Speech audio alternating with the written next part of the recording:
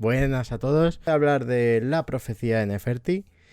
Tenía pensado pues hacer esta sección de leer juntos aquí en directo y luego editarlo en YouTube. Este vídeo quedará en YouTube por si queréis verlo más adelante y demás. Editarlo en YouTube y para que quedara, pero la cuestión era pues leer textos egipcios, traducidos obviamente, no vamos a poner aquí a hablar en egipcio antiguo. Y para ello, que os lo traigo por aquí, quería usar, a ver si se ve bien, ahí mejor, textos para la historia del antiguo Egipto, de José Miguel Serrano Delgado. Es para el estudio de textos del antiguo Egipto, este es imprescindible.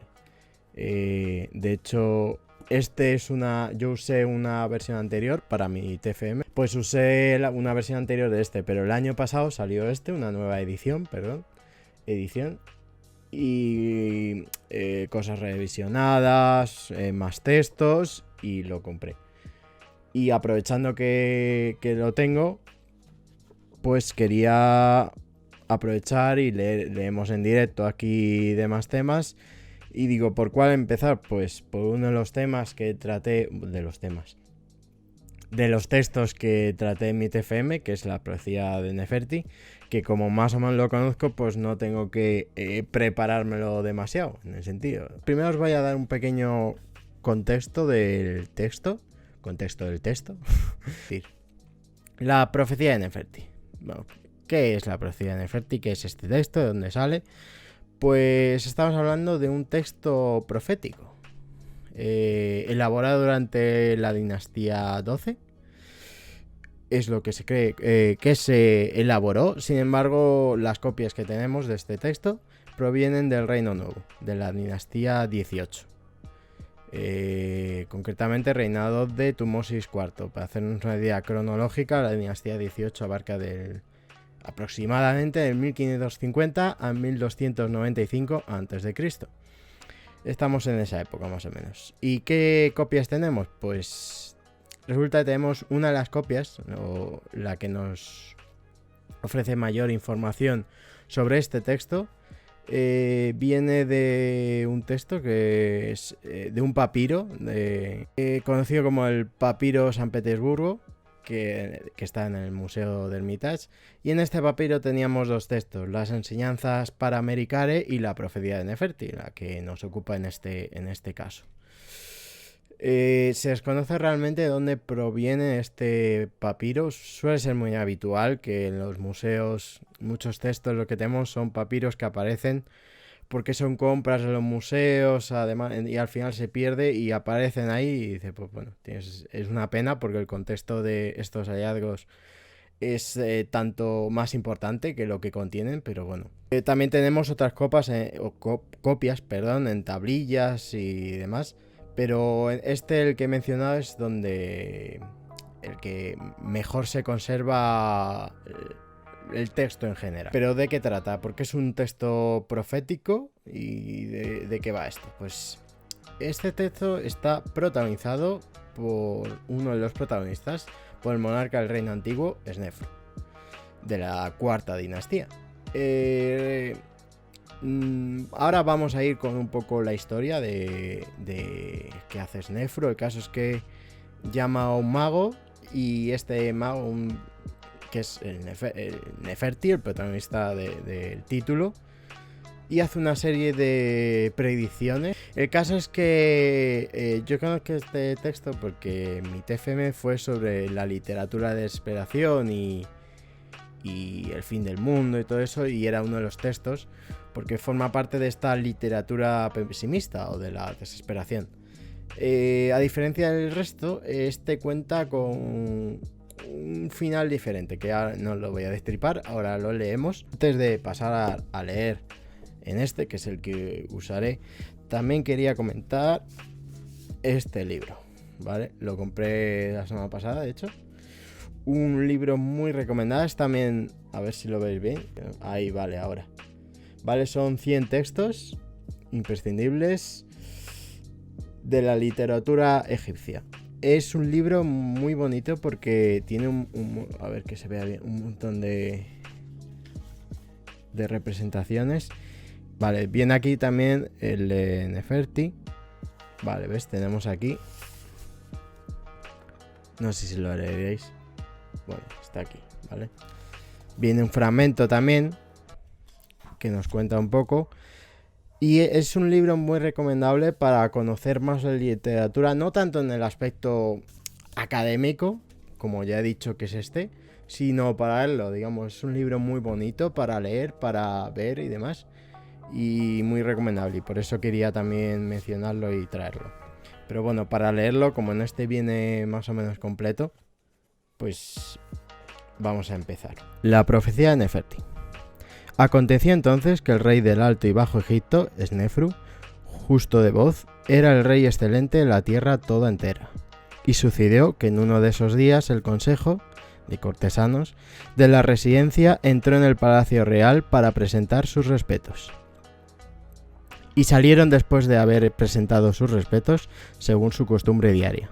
Y dijo entonces su majestad al canciller que estaba a su lado: marcha y tráeme a este consejo de la residencia que salió de aquí de presentar sus respetos en este día.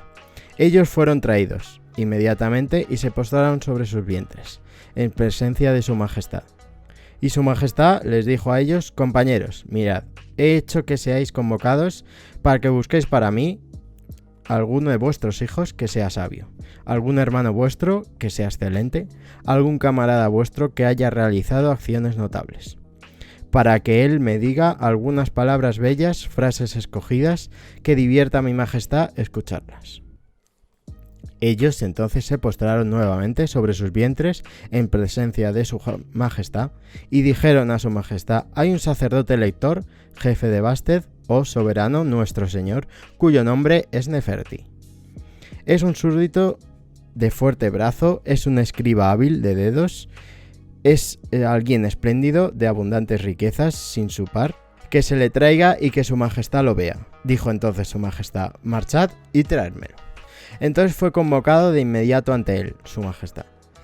Se tendió sobre su vientre en presencia de su majestad. Dijo entonces su majestad: acércate, por favor, Neferti, amigo mío.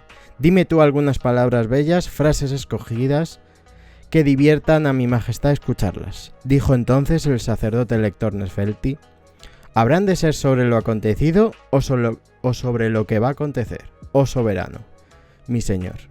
Dijo su majestad: sobre lo que va a acontecer, pues el hoy que acontece enseguida ha pasado. Entonces el faraón extendió su mano hacia un cofre de escriba, sacó un rollo y la paleta y se dispuso a poner por escrito lo que decía el sacerdote lector Neferti. Aquel que era un hombre sabio del oriente, aquel que pertenecía a Bastet, cuando se levanta por el este, el que había nacido en el nomo de Heliópolis. Él tomaba en consideración lo que había acontecido en el país. Él evocaba la desgracia del este, cuando los asiáticos merodeaban con su fuerza, atemorizando los corazones de aquellos que estaban aplicados a la cosecha y apoderándose del ganado que estaba arando, diciendo: conmuévete, corazón mío, y llora por esta tierra de la que tú brotaste, pues el silencio se ha convertido en la inundación. Mira lo que se ha de decir, genera presión, y el alto funcionario se arroja en la tierra en la que tú surgiste. El disco solar se ha cubierto, y no brilla de manera que la gente no puede ver. No se puede vivir cuando las nubes de tormenta lo cubren, y todos están entumecidos por su carencia.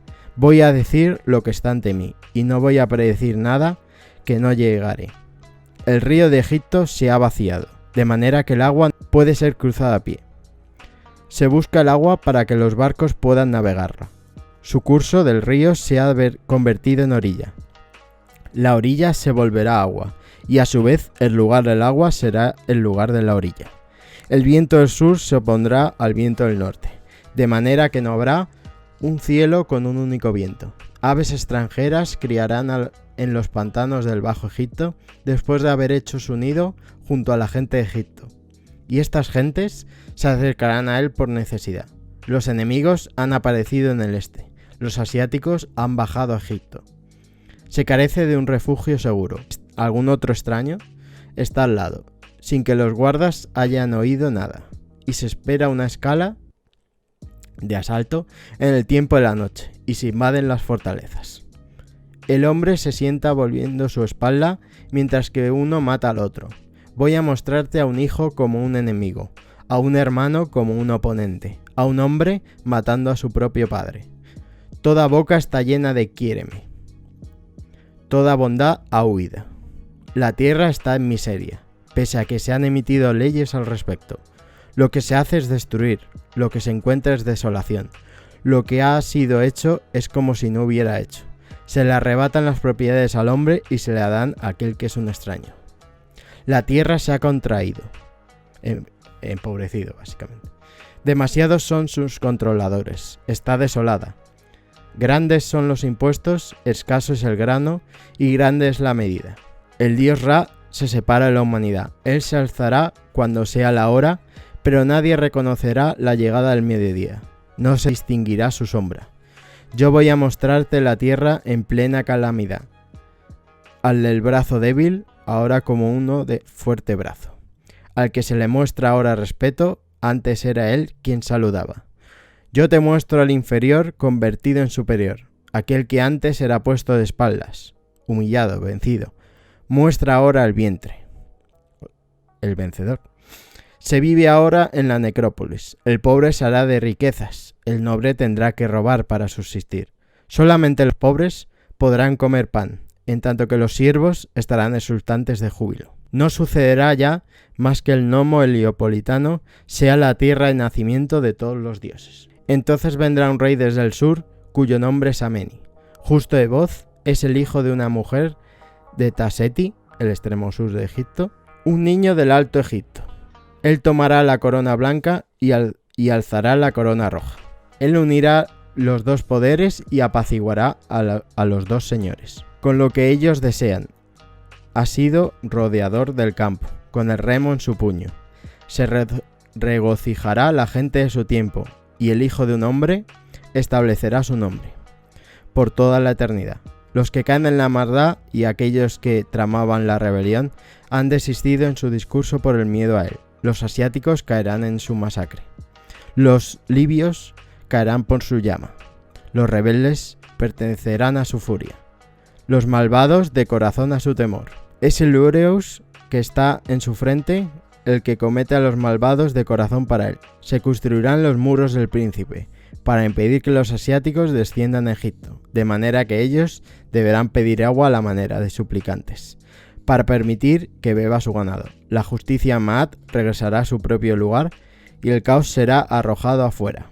Jubiloso estará aquel que testifique que pertenezcan al séquito del soberano. El hombre sabio realizará libaciones para mí, cuando vea lo que yo he dicho se ha hecho realidad. Y hasta aquí el texto. Pues ahora vamos a entrar en la parte de comentarlo.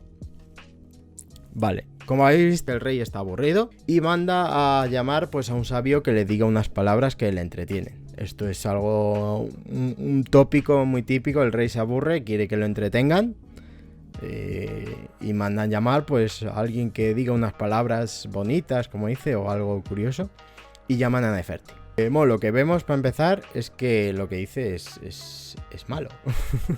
O sea, al principio todo lo escribe es malo. Lo que le escribe, como ya le pregunta al rey, que dice, ¿qué quieres ver? ¿Qué quieres que te cuente? ¿Sobre lo que acontece o lo que acontecerá? Y él dice, pues lo de ahora no me interesa porque es el ahora. Yo quiero lo que acontecerá en el futuro, básicamente. Quiere que le hable sobre qué pasará en el futuro. Y este sabio pues le describe al faraón todo lo que ve. De hecho, la descripción, como veis, es en primera persona. Es como si Neferti estuviera viendo a través de una ventana toda esa desolación y todo ese caos que acontece. Es un caos en todos los aspectos de la cultura egipcia, desapareciendo todo lo bueno y sustituyéndose por todo lo que los egipcios querían malo.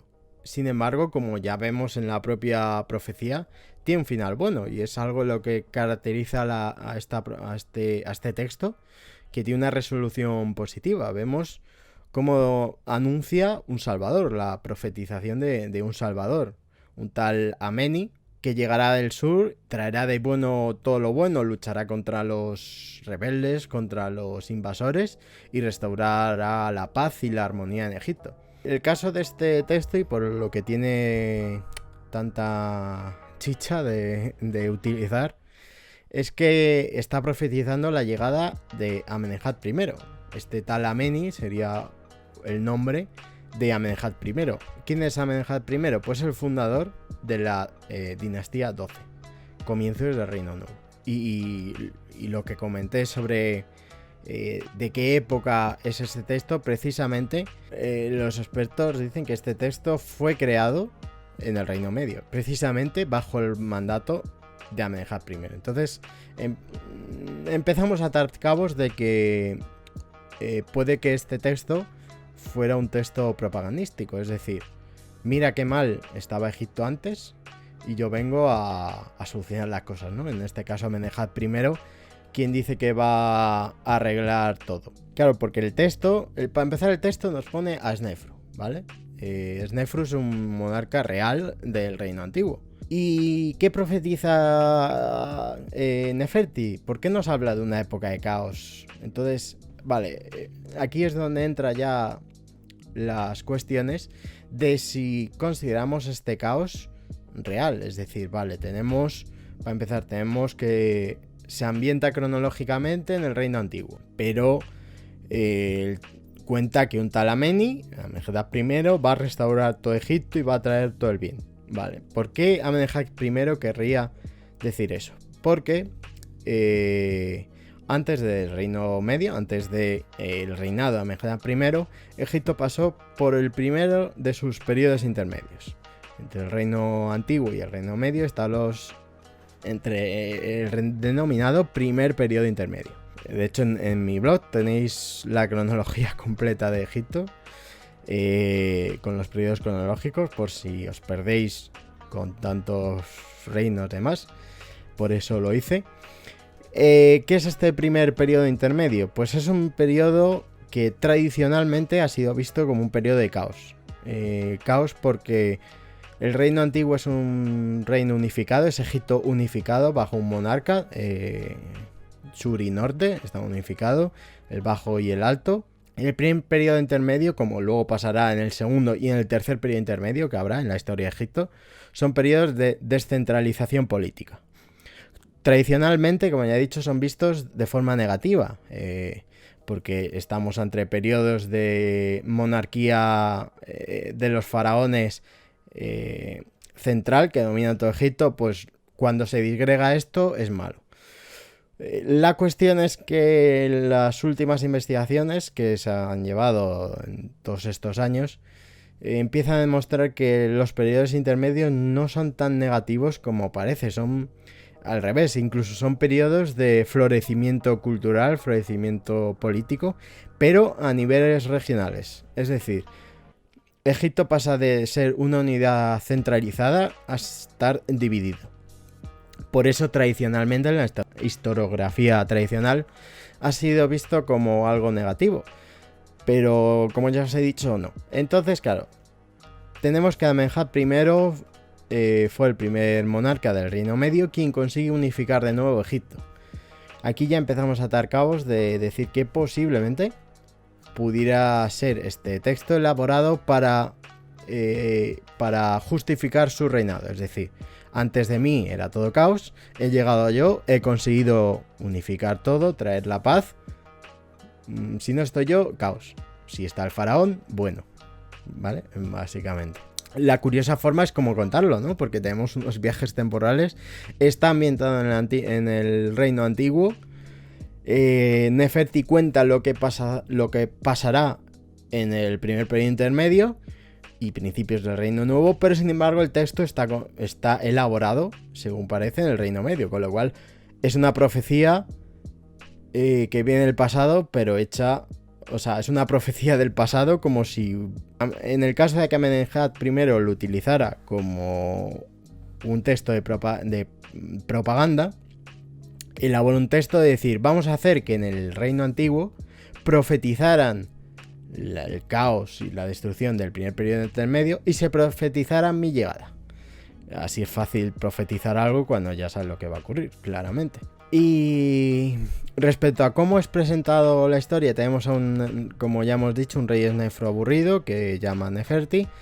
Este es un formato de profecías, de relatar lo que ha ocurrido en formato de profecías, como ya he dicho. Es algo bastante común, suele darse bastante común, como ya he dicho, es fácil profetizar el futuro. O sea, es fácil profetizar lo que ha ocurrido del futuro, obviamente, claro. También tenemos, es verdad, como ejemplo, el cuarto cuento, el papiro Huéscar, con el mago Jedi, que sigue una estructura parecida al rey se aburre, que presenta lo mismo, el soberano se aburre y llama a alguien para que le entretenga. Yo lo utilicé para mi TFM porque la literatura de desesperación y todo esto es una serie de textos que hablan sobre esto, sobre estos periodos de caos, y muchos egiptólogos lo ambientan en el periodo intermedio. Tanto el segundo o tercero también. Encontramos estos ejemplos de textos donde nos ejemplifican un Egipto caótico, descentralizado, y que sirven para legitimar el gobierno centralizado de los faraones. De manera muy interesante, ya no solo porque, no son interesantes porque diga esto es lo que sucedía, porque como ya os he dicho, el primer periodo intermedio no era tan caótico ni tan destrucción absoluta como nos lo relata Neferti o como nos relatan otros textos.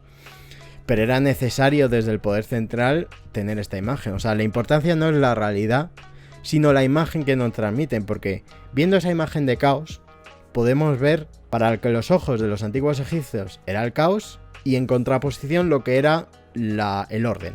En contraposición de lo que nos describen de desastres, de caos. Entonces podemos hacer esa contraposición que es mucho más interesante. No tenemos que quedar en es verdad o no el texto, porque eso no es lo importante del texto, sino lo que nos transmite, lo que leer entre líneas, entre lo que nos cuenta y poder desgranar la mentalidad de los antiguos egipcios. Eso es lo realmente importante de este texto y de otro. Esto es interesante. La última frase que hice, que el hombre serio verterá agua para mí cuando constate que lo que dije ha sucedido.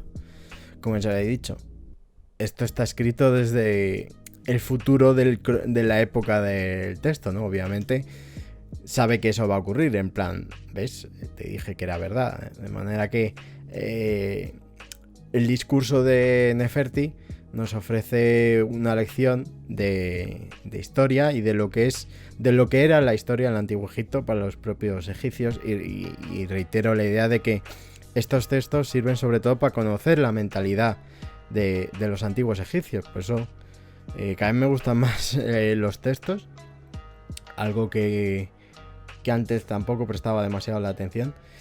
Pero me parece muy interesante porque es ya no solo desgranar la mentalidad del que lo escribió, sino de cómo fue repetido a lo largo de la historia egipcia, porque hay muchos textos que se repiten durante siglos. Hay que tener en cuenta que la historia del antiguo egipcio son 3 milenios y hay muchos textos que se repiten de una época a otra. O sea, son textos que se ajustan a lo que quieren los egipcios en ese momento, y es muy interesante entender por qué compartían estos textos, por qué los hacían y sobre todo nos desgranan qué entendían los egipcios, lo que era la historia del Egipto, lo que era Egipto y lo que consideraban todo su alrededor. Por eso me parecen muy interesantes. Nos vemos por aquí, por Twitch, por YouTube, por Instagram, por Twitter y en el blog. Pues muchas gracias por todo y nos vemos en otro vídeo. Hasta luego.